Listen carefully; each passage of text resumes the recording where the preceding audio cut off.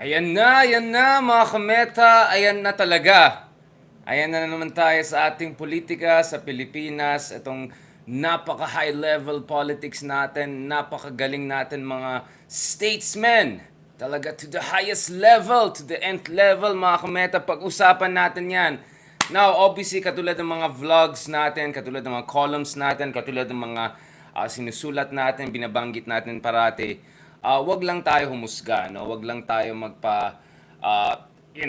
magpa-judgmental statements diyan without proper analysis. Yun ang gagawin natin today mga kameta. Hindi lang natin pag-usapan yung issue sa decorum, issue sa kalidad ng ating Senado, issues dun sa mga supposedly problema sa pagpili sa ating mga legislatura. Pag-usapan lahat natin 'yan. But para sa akin, pero ito mas mahalaga na pag-usapan din natin yung ugat ng problema mga kameta. Saan galing talaga itong seeming crisis pagdating sa ating highest chamber, pagdating sa kalidad ng ating mga senator, kalidad ng ating mga legislatura, and overall, yung crisis of quality of leadership na talaga meron tayo sa Pilipinas. No matter which direction you're looking at, talaga may crisis tayo pagdating sa kalidad ng leadership.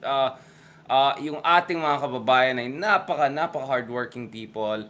The Philippines has been growing economically not because of its president but because of its people, no? At because sa ating mga OFWs o sa ating mga sa ating mga kababayan, dahil sa sakripisyo ng ating mga taong bayan, no? Kaya nga tayo medyo umaakyat, but nowhere near to where it should be dahil nga dito sa kalidad ng ating leadership. So pag-usapan natin 'yan, and this is not about a specific person or two. So we're gonna look at the big picture, no? At saka medyo mag-rewind tayo para maintindihan natin bakit ganito yung kalagayan ng Pilipinas, yung kalagayan ng ating demokrasya, no? At of course, katulad ng sinabi ng ating mahal na Pangulo, bawal ng fake news. Dapat talagang walang fake news. Galit na galit ang ating Pangulo sa fake news. Kaya dapat very accurate tayo, very academic tayo, very scholarly tayo, evidence-based tayo mga kameta pag pinag-usapan natin mga ganitong issue. Now, before I begin, let me say, by the way, happy birthday dun sa isa sa mga followers natin. Of course, si Ma'am Jocelyn, isa sa mga loyal, all the way follower natin through and through. Happy birthday, Ma'am Jocelyn. I hope you're having a great time. Thank you so much sa inyong suporta. Thank you so much sa inyong constant words of encouragement. Ayan, nakita ko na may comments na pala kagad. Yan talaga mga perfect attendance. Yan, dapat may mga loyalty awards na tayo. Kanina may pinost tayo na yung mga galit pa nga sa'yo, pero pag may fan badge na, tuwan-tuwa na. Now, of course, again, my best wishes and also my deep gratitude sa lahat ng mga supporters natin at yung mga may birthday, may mga events na sineselebrate. Our best wishes to you. At dun sa mga naman who are going through some difficult times, our prayers and love for you. Okay, balikan natin itong issue na to. So, let's first go even mentiel, no? Which is like, sorry, galing lang tayo sa gym. So sabi ko, bilisan ko to bago tayo pumunta sa next work. So, asensya na kung medyo tayo. Wala tayo sa decorum. Diba? Gayahin natin yung walang decorum. Medyo, tayo. Wala naman daw nakalagay na, pag vlogger ka, bawal muscle shirt. Let's go. Yan. Okay. Okay. Alright. Medyo kulang tayo ng bigote dyan. Para may pangtapat tayo dyan. So, obviously, kanina, yan na naman, nagtitrending na naman yung mga napakagaling natin senador dyan. Ito talaga yung mukha talaga ni Senator Bato. Ayan na naman tayo. Okay, ang konteksto, of course, mga kameta, ito para walang fake news, ayan na. Pagkita natin itong news. So, nag-react. Na-hurt itong mga senador natin dun sa mga kritisismo na medyo kulang sa decorum yung ginagawa nila. So pag-usapan natin mga kameta, ano yung konteksto na yan? Diba? Ang galing pa naman ang explanation ng ating mga senador sa kanilang lack of decorum daw. Wala naman batas or anything like that. Pag-usapan natin yan mga kameta. Alright? Medyo... Don't worry, we're gonna get serious. We're gonna dig deeper and deeper, but we just have to get through this, mga kameta. Let's just be nice.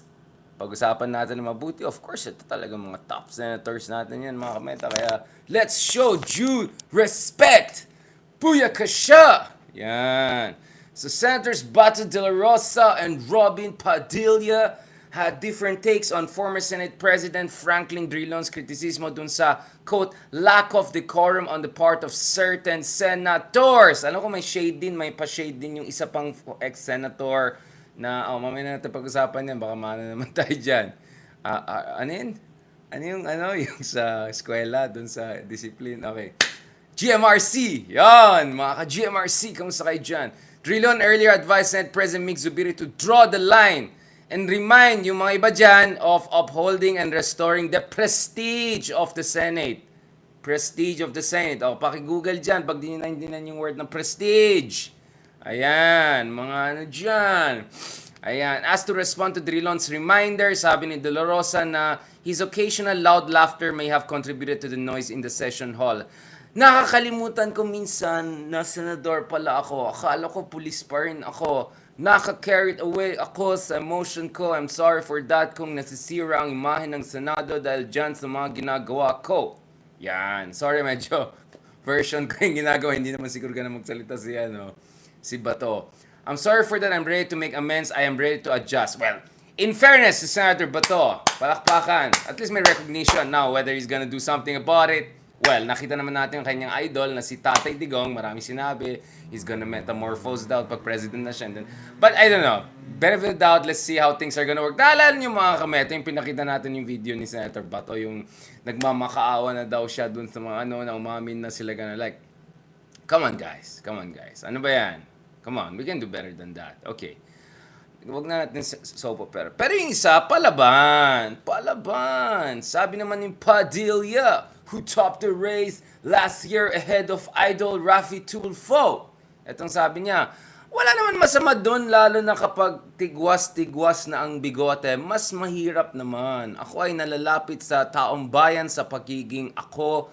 Kapag binago ko yung sarili ko, baka malayo sila sa akin. Ako ay hinalal para lapit sa tao, di maging mukhang kagalang-galang. Ayan, talagang galing ng mga explanation. My man, represent explanation. Alright. Sabi naman ng former Senate President Tito Soto, there's still time for improvement. Ayan. Wala na, pinagsasabihan na ng mga matatanda. They should welcome such observations, lalo na mga antigo ay dapat pakinggan. Ayan, sila antigo. Wala akong sinabi, antigo daw. They should take it in stride and try to follow traditions. Senate Majority Leader Joel Villanueva earlier says senators will discuss concerns on the decorum of some colleagues. Yan na mga kameta. Ayan na, pinagsabihan na itong mga to. At least yung isa, medyo may recognition, may apology. Pero yung isa talagang, bakit? Bakit? Bakit? Ayan, may mga ganyan style. Tatay Legacy in the house. Of course, alam natin tong dalawa na to. Ay, ano ni Tatay Digong? Tatay Legacy. Yan. But, to be fair naman, to say this is just a Digong legacy ay dahil si Pangulong Digong ay kung ano mga kalokohan ang ginawa niya throughout the 6 years, kaya he really brought down the prestige of the office. I don't know about yung malapit sa puyo. But dude, I mean, have some respect for the office, right? This is not just about you, okay? Temporary occupant lang kayo dyan, alright? Hindi naman kayo hari or anything like that. But anyway, in fairness naman, it would be unfair to blame it all on President Duterte. Now, let's go to the proper analysis, mga kameta. Let's do a proper analysis. Ano ang ugat ng problema ng Pilipinas? Bakit ganito ang kalidad ng ating mga state institutions? Yung mga highest chamber pa lang natin, ngayon, nire-reminder pa nga yung iba na, sana naman, medyo naman, di ba? So, let's talk about it. Let's have a proper analysis. Now, first of all, balikan natin ang medyo more contemporary history para lang to put things into context. Remember, hindi si Robin Padilla ang unang-unang ex-celebrity na nag-top ng Senate race. In fact, not long ago, this is just over a decade ago in 2010, Senate election, si Bong Revilla, dating artista, still artista by the way, ay nag-top ng race for Senate. Now, obviously, you can raise a lot of questions about how much of look at it. So, tinalo niya. He got more than 19 million votes, which was a record high for quite some time. He got 51% of the votes, which I think is one of the highest ever on record. Of course, he beat Jingo Estrada. He came even ahead of Miriam Defensor and Franklin Diron and Juan Ponce Enrile. Dito rin nakita natin na si Bongbong Marcos, ang kasalukuyan na presidente natin na nakapasok. Tito Soto way below. So the Itbulaga factor was not as strong here. Lito Lapid ay medyo mukhang pasang awa. Nakapasok si Gongona. Dito hindi nakapasok si Riza Ontiveros. So she was just 13th. Just outside. No? Super close. Super close. No? Sayang. So sayang for Riza. No, she was not able. So this was a race where we saw a celebrity, artista, like Bong Revilla, beating all of these ex-senators, ex-veteranos, and very progressive, very promising senators like Riza Ontiveros, who would show her skills and passions and commitment and statesmanship once she gets the chance to join the highest chamber, right? Now, obviously, to make things more interesting, Bong Revilla, fast forward, alam niyo naman the whole thing that happened, nakabalik siya,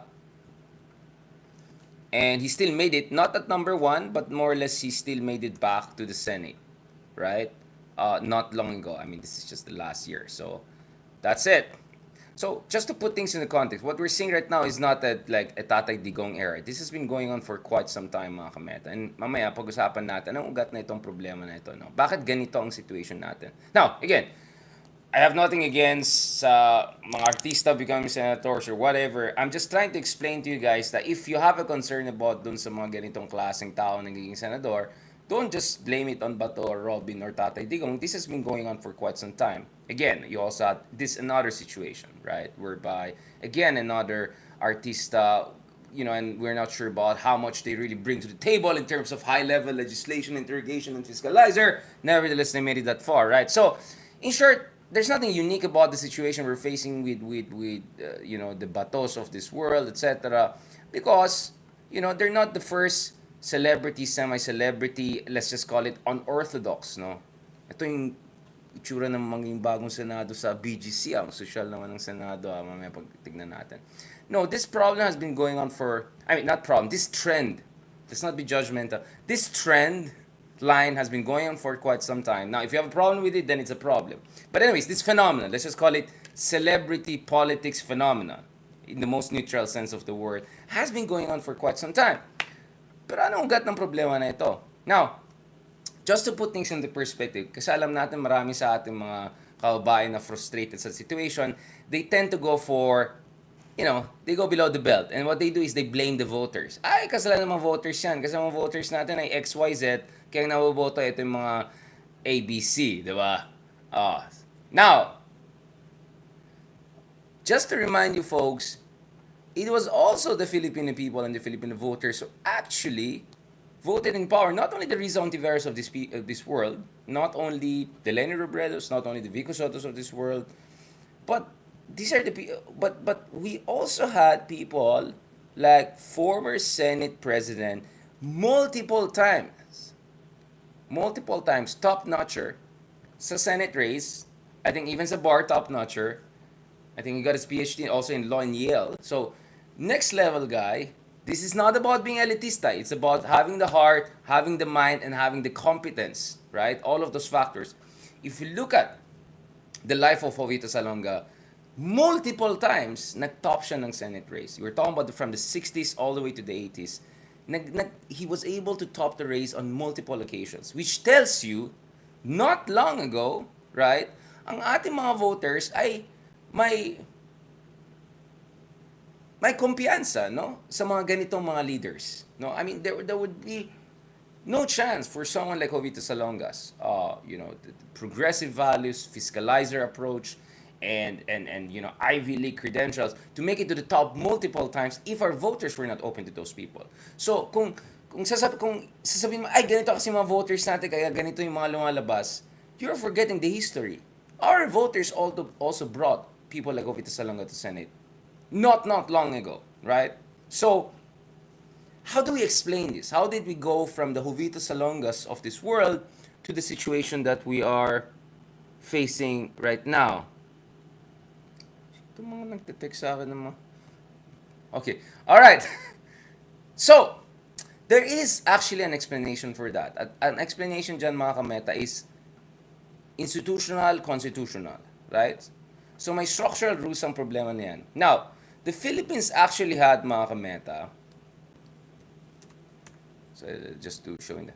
So, the Philippines actually had, mga kameta, a two-party system replicating the American version. The American version was not perfect. It's very problematic today.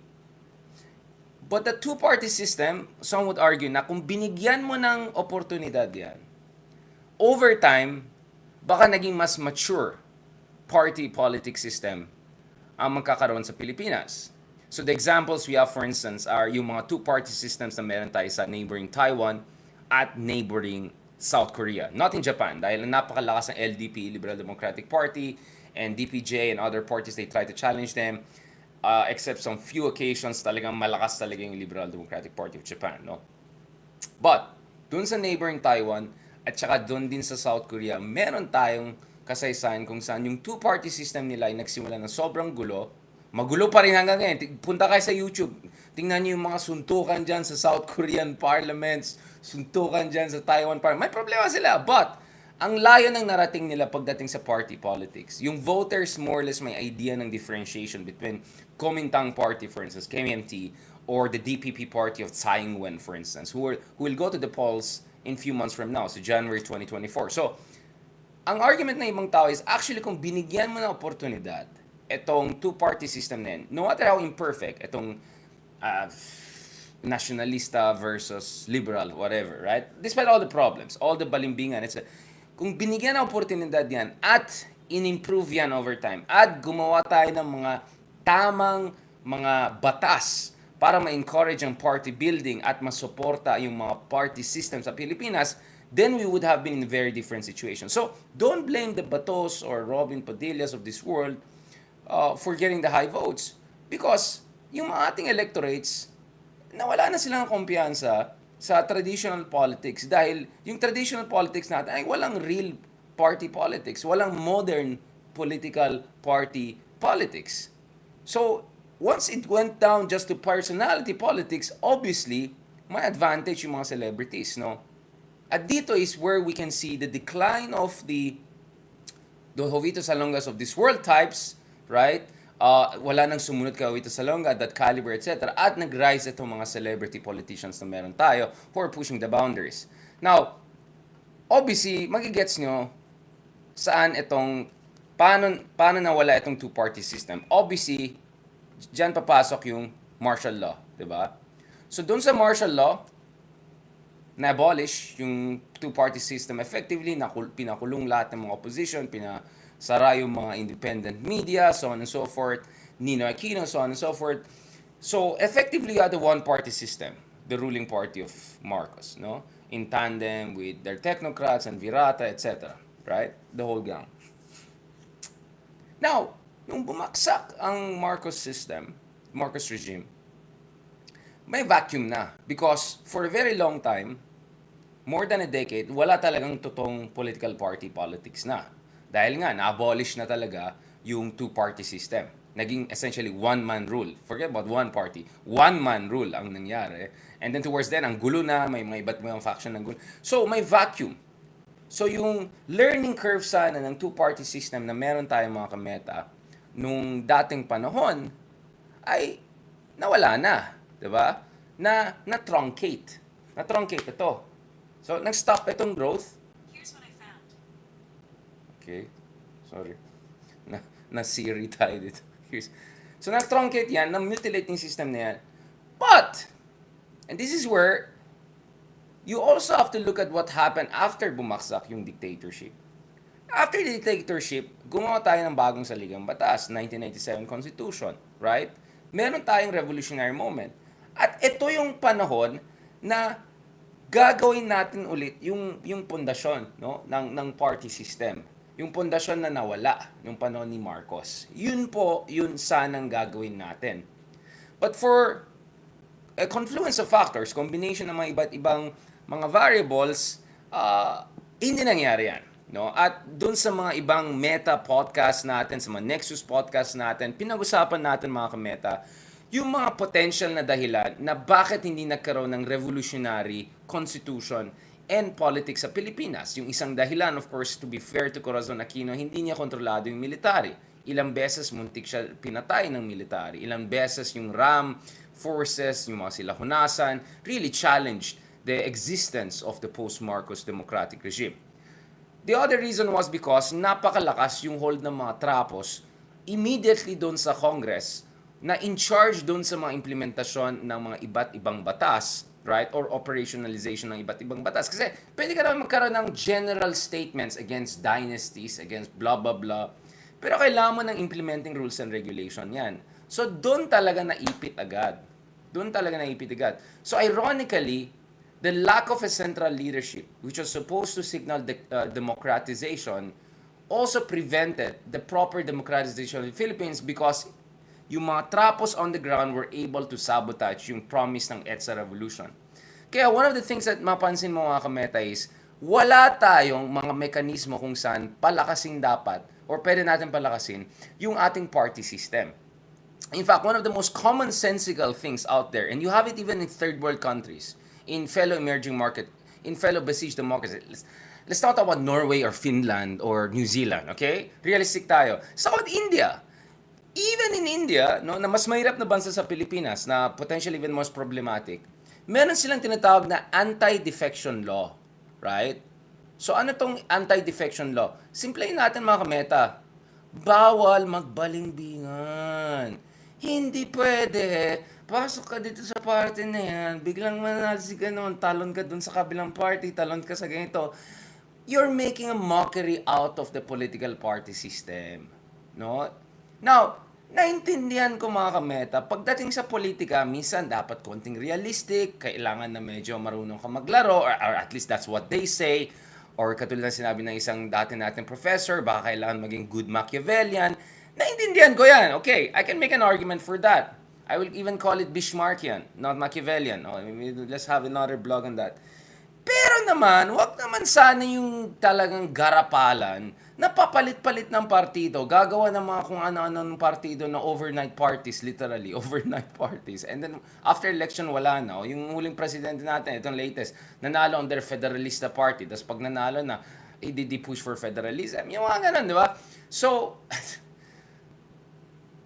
ang daming mga basics na hindi ginawa. After nung bumaksak ang Marcos dictatorship. Kaya, hindi na natin inayos yung pundasyon ng political party system na, kumbaga, nasa formative age na siya, toddler na siya eh. Kung binigyan mo ng chance, papunta na sa developmental phase, and then pwede na mag-mature yan. And na-truncate yan ng dictatorship. Pero ngayon, nabalik ka na naman sana sa toddler level. Palakin mo. Hindi ginawa yung foundation. And I would say, unfair naman i-blame mo lang si Corazon for all of that because her control on the state was very questionable. And because she has an aversion to dictatorship, wala ka rin yung kind of decisive top-down decisions that were needed at some points to make sure na hindi isabotage ng mga trapos on the ground yung mga efforts to push for a modern democracy. Kasi paano ka maging modern democracy kung mga basics man lang, mga kameta, wala kang basic rules against political dynasties. Meron kang general principles, pero wala kang implementing rules and regulation. Wala kang anti-defection laws. Wala kang mga party subsidy, right? Or election financing rules na strict. Yung COMELEC mo nga lang, napakahina in terms of yung mga capacity na binibigay, in terms of resources na binibigay, kumpara dun sa mga challenges at sa mga jurisdictions na meron siya. So ito po yung konteksto na pinag-usapan natin mga kameta. Malalim po ang ugat ng problema natin pagdating sa ating politika at marami sa mga problems na nakikita natin ngayon, ito po ay manifestation ng yung mga kakulangan natin nung panahon na meron tayong oportunidad na talagang gumawa ng panibagong sistema, a real democratic system. So we're paying the price for that mga kameta and we have to be honest about it. So para sa akin, yung ginagawa ng ibang opposition na pinipersonal, in-ad hominem lang sila, Bato or whatever, mga ganun. Okay, I understand the frustration, pero wag natin kalimutan, we would probably be in a very different situation kung sana ginawa natin yung mga basics. Or at least when we had the chance later on, ginawa natin, nag-follow through tayo. And I just don't see any effort in that direction, really seriously, under any of the administration over the past 3 decades or so. Right? Now, I would also add mga kameta, siguro, just last one. I mean, of course, given na yung strength ni Senator Bato de Rosa or strength ni Ron Padilla is yung approachability nila. Given na yan. Charisma nila, if you can put that. But this is where, kaya nga kagabi, pinag-usapan namin yung case ng mga Tulfos. Especially si Idol Rafi Tulfo. Because if you look at it, Idol Rafi Tulfo, you could also raise some criticism against him that you raise against some of these other people out there. But tignan mo naman, once na siya Senado siya, nagbigay siya ng pugay, no? Nagbigay pugay doon sa dignidad ng office niya, ng Senate, and the way he handles himself, di ba? So, hindi niya ginawang excuse na, para malapit sa ako sa tao, ganyan. No, you don't see that. Tingnan mo si Erwin Tulfo, nung DSWD secretary siya, mag-arang. Nakausap natin naman nandun. Check niyo yung podcast namin ni now Congressman Erwin Tulfo. So, I just don't buy that excuse na this is my... But at the same time, the success of even people like Rizal Ontiveros, not as high as Rafi Tulfo, etc., but yung success nila shows na talagang there has to be an extra effort talaga na mag-reach out ka sa tao, maging hindi ka mukhang elitista, hindi ka mukhang unreachable. But at the same time mga kameta, talaga dapat natin titignan yung ugat ng problema natin. Bakit nandito tayo sa ganitong situation? Kung saan talagang carnivalesque po yung political system natin. Sobrang personality-based. Sometimes it's circus-like, no? At dito natin makikita na bakit nawala ng tiwala ng ating kababayan dun sa mga sinasabi natin, demokrasya, modern politics, etc. Because we didn't do our assignment. Because yung foundations pa lang hindi natin inayos pagkatapos na bumaksak yung dictatorship. At to blame it all on Tatay Digong lang or blame it all on Marcos, well, as much as there's some validity to that, huwag natin kalimutan, dapat sa inayos din natin over the other. Or at least be honest about yung mga kakulangan natin, whether doon sa anti-dynasty, implementing rules and regulations, operationalization law, whether sa anti-defection law, whether sa party politics subsidies, sa election financing, sa COMELEC, etc. Ang daming hindi inayos over time, kaya ganyan yung situation natin ngayon. So, as things stand, mukhang the best chance of people is to hope that, the Vico Soto types will run so that you kind of can balance other things out. But again, for me, that's just a stopgap measure. It still doesn't go to the heart of the problem. In the meantime, mga kameta, magkakaroon ng Senado, parang bigla naging interested ako. Magkakaroon ng bagong building. Ang Senado ng Pilipinas ay napakaganda, napakamagarang. Para masarap mag-senador Tingnan niyo naman mga kameta, yung bagong So magkakaroon sila ng mga magagarang. Kasi parang yung building nila sa Senate ngayon, ano ba yan? Parang borrowed pa nila or something, parang somewhere there. Mas maganda yung building pa ng Congress kaysa Senate. I have been in the Senate and it's like, na-visit din ko rin yung Senate ng ibang bansa, including US Senate, etc. Walang yung building ng Senate natin ngayon, very masyadong simple. Pero soon, magkakaroon ng bagong building sa BGC, ang ating Senado, sosyal. Diba? Sosyal. So hopefully, pag medyo lipat BGC social level, sana maging social din yung mga social pero relatable. Social with the heart. Yun po kailangan natin. Alright, on that note, maraming salamat again. Thank you so much sa lahat ng mga nakikinig sa atin, lahat ng mga hindi napipikon sa atin. Pasensya na kung may mga sinabi tayo na hindi nyo nagustuhan, pero yun po talagang katotohanan, yun po talagang pinag-aralan namin. Wala akong problema. I can give you all the related literature. I can give you all the studies that you can read on your own to appreciate saan galing mga sinasabi natin. So mga kameta, hindi tayo nandito para lang magsabi ng kung ano-ano lang para makikisakay dun sa mga nagtitrend dyan online. We're here to break things down, go back to the root of the problem, do structural analysis, do lingerie analysis. No, not lingerie, lingerie, like long-term analysis, right? Yun po yung ginagawa natin. So thank you very much sa lahat ng mga supporters natin dito. Again, happy birthday kay Ma'am Jocelyn Lumber. Thank you very much kay Andre Ilianas. Thank you very much kay Amigos Salvatore. Buenos dias. Thank you very much kay Trending Worldwide. Yan, lahat ng mga nagmamahal sa atin. Maraming salamat. Thank you very much. I hope we can continue this kind of conversation and hope walang pikunan doon sa mga May fan badge na. Alam na this. Alright. Thank you very much. Okay, I appreciate it. I hope guys, ma-appreciate niyo rin yung mga ibang discussion natin. And, abangan, BGC Senate of the Philippines. Yo, Social in the house. Thank you kay Ma'am Lynn Quaton, kay Zelensky. Oy, Zelensky talaga. Zelensky, okay. Ayan, Arthur Johnson, Pia Isabel Vargas. I'm sure that was a real account. Erlinda Sumatsat, yung Zelensky. CM, Mira, Minalov, Ventura, Buena. Thank you so much. Leave Sunny Day. Yeah, Leave Sunny Day. Not a Cloudy Day. Yeah, Joy Villanueva. Albert Songkuya. Yan, sa lahat ng mga nagmamahal sa atin. Thank you very much. Have a good day. God bless po.